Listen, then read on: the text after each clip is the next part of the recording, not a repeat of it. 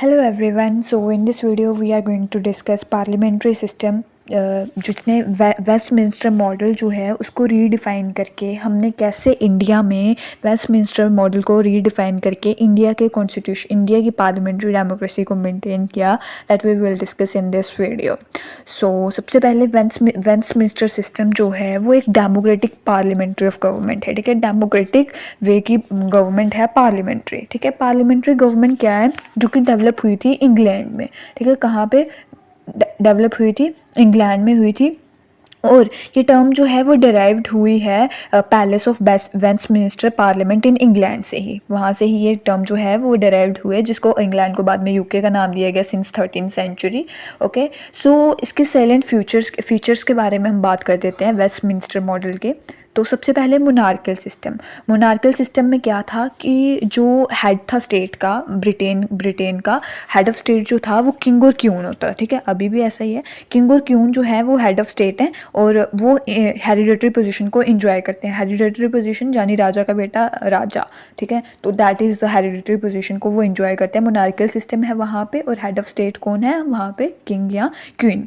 अब यहाँ पे 2 हेड्स हैं इस गवर्नमेंट के, ठीक है। हेड ऑफ गवर्नमेंट जो है वो प्राइम मिनिस्टर है, ठीक है। प्राइम मिनिस्टर जो है वो एग्जेक्टिव पावर्स को यूज़ करता है। एग्जेक्टिव पावर्स मतलब जो लॉ उनको लागू करना है, बनाए गए हैं उनको लागू करना है, दैट इज़ एग्जीक्यूटिव, ठीक है। तो ये पीपल ऑफ कंट्री जो है ये इसको इलेक्ट करते हैं, किसको? प्राइम मिनिस्टर को, हेड ऑफ गवर्नमेंट को, ठीक है। ये हम बात कर रहे हैं किसकी? यूके की, इंग्लैंड की, ब्रिटेन की, है ना। तो थर्ड पॉइंट जो है वो क्या है? बाई कैमरल लेजिस्लेचर, जहाँ पे 2 हाउस हैं, हाउस ऑफ लॉर्ड्स और हाउस ऑफ कॉमन, ठीक है। लॉर्ड्स का मतलब जैसे कि हमने किंग की बात की, किंग जो है वो क्या है? हेड ऑफ स्टेट है, और हेड ऑफ गवर्नमेंट जो है वो प्राइम मिनिस्टर है। तो हाउस ऑफ कॉमन जो है उसमें प्राइम मिनिस्टर, और हाउस ऑफ लॉर्ड में कौन है? प्रेसिडेंट। अपर हाउस और लोअर या फिर टेम्परेरी हाउस किसका है? हाउस ऑफ कॉमन्स, ठीक है।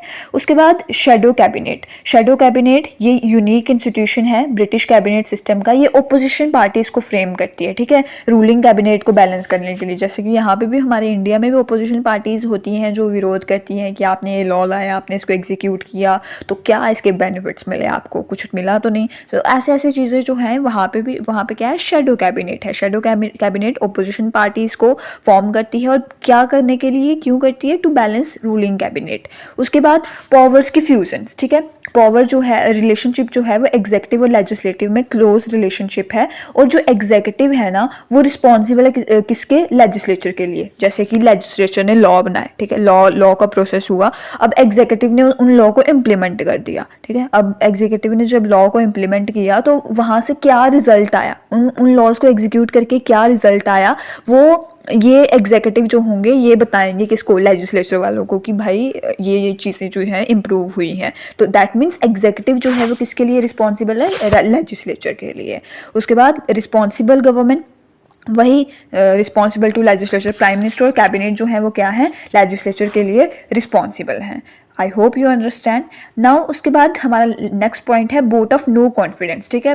प्राइम मिनिस्टर हो गया, एग्जीक्यूटिव और कैबिनेट। ये प्राइम मिनिस्टर जो हैं, कैबिनेट के मिनिस्टर जो हैं, वे सारे क्या हैं? एग्जीक्यूटिव, जो लॉज को इम्प्लीमेंट करते हैं।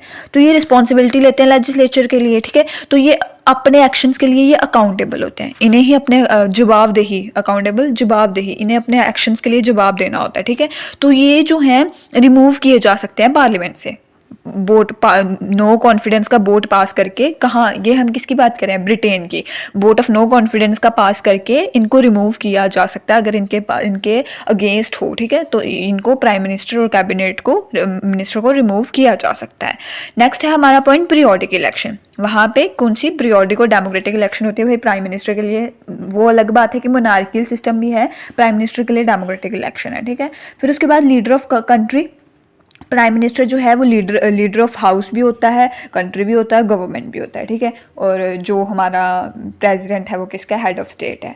उसके बाद पार्लियामेंट्री कमेटीज़ भी होती हैं, ठीक है। ये पार्लियामेंट्री कमेटीज़ जो हैं ये इंटीग्रल पार्ट है, अंदर मतलब ये मेन पार्ट है वेस्टमिनिस्टर सिस्टम का। तो ये रिस्पॉन्सिबल होती है किसके लिए? लेजिस्लेशन को एग्जामिन करने के लिए, जो लॉज बन रहे हैं वो ठीक बन रहे हैं नहीं, इंक्वायरीज करने के लिए गवर्नमेंट की एक्टिविटीज़ को, उनको सुधार करने के लिए। तो पार्लियामेंट्री कमेटीज़ जो हैं वो भी इंटीग्रल पार्ट है किसका? वेस्टमिनिस्टर मॉडल का। उसके बाद क्वेश्चन टाइम। अब जो पार्लियामेंट के मेंबर्स हैं ना वो क्वेश्चन कर सकते हैं गवर्नमेंट के मिनिस्टर्स को, ठीक है। पार्लियामेंट के मेंबर्स जो हैं वो क्या कर सकते हैं, क्वेश्चन कर सकते हैं गवर्नमेंट के मिनिस्टर को कि आप ये चीज़ कर रहे हो तो that how this will work, ये इस टाइप के क्वेश्चंस हो सकते हैं। उसके बाद जो है वो क्या है, जुडिशरी सिस्टम। यूके का अनरिटन कॉन्स्टिट्यूशन है, ये हम सबको पता है। ब्रिटेन का कोई भी कॉन्स्टिट्यूशन रिटन नहीं है, ठीक है। और इनका अपॉइंटमेंट प्रोसेस कैसे होता है, जजेस इन यूके, जो यूके के जजेस होते हैं वो ट्रांसपेरेंट प्रोसेस से उनकी अपॉइंटमेंट होती है with judicial appointment commission. Judicial appointment commission जो है वो इनको अपॉइंट करता है और ट्रांसपेरेंट अपॉइंटमेंट होती है, ठीक है। और ये जुडिशियल अपॉइंटमेंट कमीशन जो है ये रिस्पॉन्सिबल होता है जजेस को सिलेक्ट करने के लिए उनके मेरिट के बेस पे, ठीक है। तो दैट मीन्स यहाँ पे क्या होता है, ट्रांसपेरेंट जजेस को, ट्रांसपेरेंसी के साथ जजेस को क्या किया जाता है, सिलेक्ट किया जाता है। So I hope you understand किसका, वेस्टमिनिस्टर सिस्टम का मॉडल।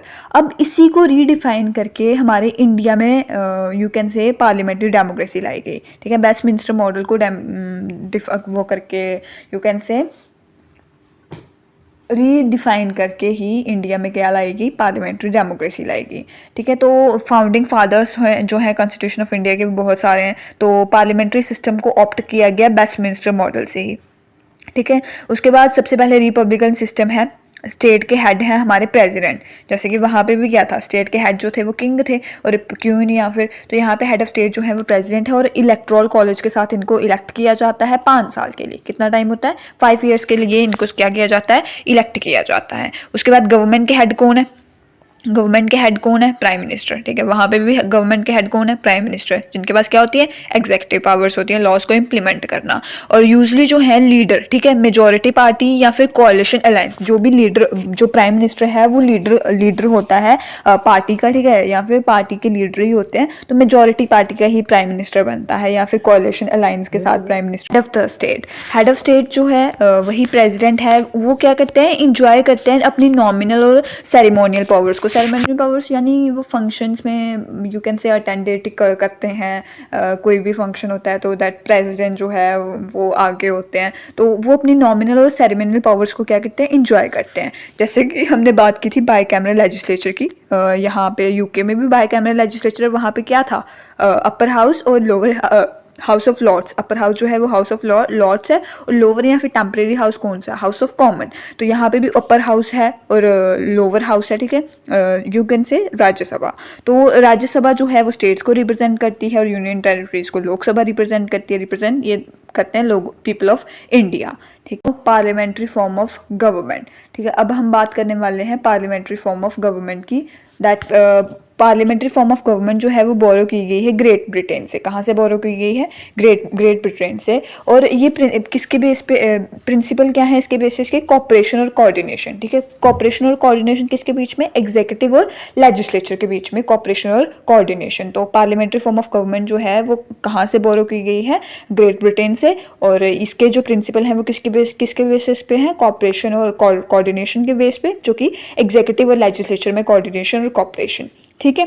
अब नेक्स्ट पॉइंट है रोल ऑफ पार्लियामेंट। पार्लियामेंट का रोल क्या है, यू कैन से, तो सबसे पहले लॉज को बनाना, फिर उसके बाद गवर्नमेंट के एक्शंस को देखना, कंट्रोल करना, फिर इंटरेस्ट ऑफ पीपल को रिप्रेजेंट करना, that is role of parliament, ठीक है। अगर कोई जम्मू कश्मीर का लीडर है या फिर यूपी का लीडर है, एमपी का लीडर है, तो वो अपनी स्टेट को रिप्रेजेंट करेगा ना, अपने इंटरेस्ट, अपने पीपल के इंटरेस्ट को रिप्रेजेंट करेगा ना, कि उनकी स्टेट को क्या चीज़ की ज़रूरत है, ठीक है। तो रोल ऑफ पार्लियामेंट में ये चीज़ है। उसके बाद रिटन कॉन्स्टिट्यूशन, जैसे कि यूके का क्या था, अनरिटन कॉन्स्टिट्यूशन था, बट हमारा comprehensive lengthiest detailed written constitution है वर्ल्ड का। और कितने 465 आर्टिकल्स है, 25 पार्ट्स और 12 शेड्यूल्स हैं। Okay, now next point is cabinet system, ठीक है। कैबिनेट सिस्टम, प्राइम मिनिस्टर जो है वो उनको अपॉइंट कौन करता है, हमारे प्रेसिडेंट। मैंने बोला ना सेरेमोनियल फंक्शन, किसी को भी अपॉइंट करना तो प्रेसिडेंट ही करते हैं। तो पीएम जो है वो कैबिनेट को रीशफल करने के लिए मतलब रिस्पॉन्सिबल होते हैं, ठीक है। रोल ऑफ ओपोजिशन, ओपोजिशन का रोल क्या है, पॉलिसीज को चैलेंज करना और उनको अल्टरनेटिव आइडियाज प्रपोज करना, that is opposition role. Question और भी होता है, ठीक है, इंपॉर्टेंट फ्यूचर है वेस्टमिनिस्टर मॉडल का भी और इंडिया का भी। एमपी जो है वो क्वेश्चन करते हैं मिनिस्टर्स को, क्लैरिफिकेशन मांगते हैं और गवर्नमेंट को अकाउंटेबल बनाते हैं कि भाई गवर्नमेंट को जवाब देना है, वो जो लोगों के लिए काम कर रहे हैं क्या वो सही है या गलत है, ओके।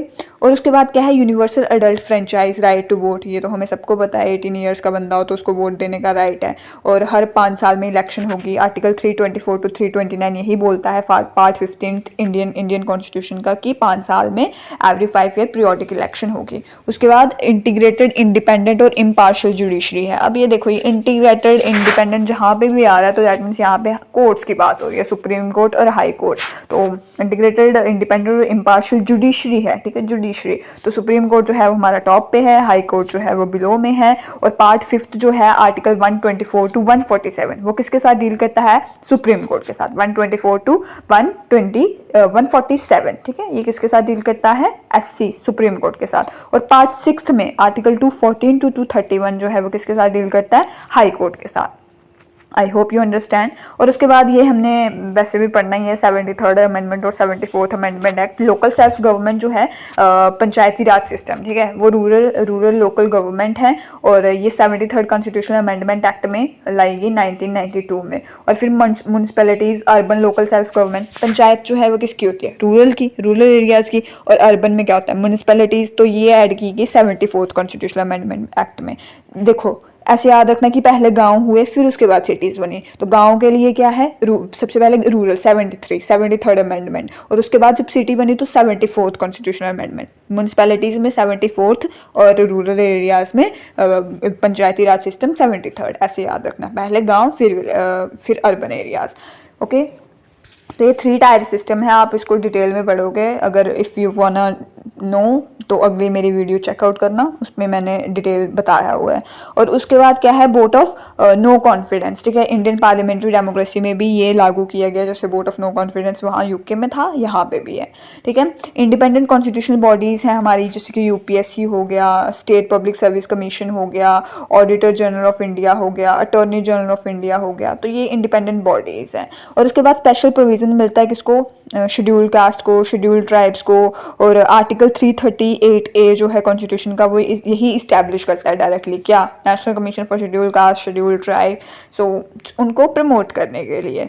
उसके बाद नॉन कॉन्स्टिट्यूशनल बॉडीज़ जो हैं वो क्या हैं, जो कॉन्स्टिट्यूशन के अंदर नहीं है? Planning commission, NITI Aayog, national development council, CBI, national human rights, central vigilance commission. CBI जो है वो central bureau of investigation. So I hope you understand क्या क्या चीज़ें जो हैं वो इंडिया ने रीडिफाइन करके वेस्टमिनिस्टर मॉडल को ही इम्प्लीमेंट की, ठीक है। वहाँ पे क्या था? मोनार्कियल सिस्टम था। और यहाँ पे जो है वो क्या है? डेमोक्रेटिक सिस्टम है। वहाँ पे हेड जो होता है स्टेट का वो कौन होता है? किंग होता है। यहाँ पे हेड जो होता है वो प्रेसिडेंट होता है। वहाँ पे हेड जो है वो गवर्नमेंट का प्राइम मिनिस्टर होता है। सेम हमारे भी हेड गवर्नमेंट प्राइम मिनिस्टर होता है। वहाँ पे house of common, house of Lord होता है। यहाँ पे अपर हाउस और लोअर हाउस होता है। तो ये चीज़ें जो है आपको रिजेम्बलेंस देनी है, ठीक है, कि हाँ ये चीज़ वहाँ पे होती है, ये चीज़ यहाँ पे नहीं होती है। तो that's will be okay. I hope you understand. Thank you so much.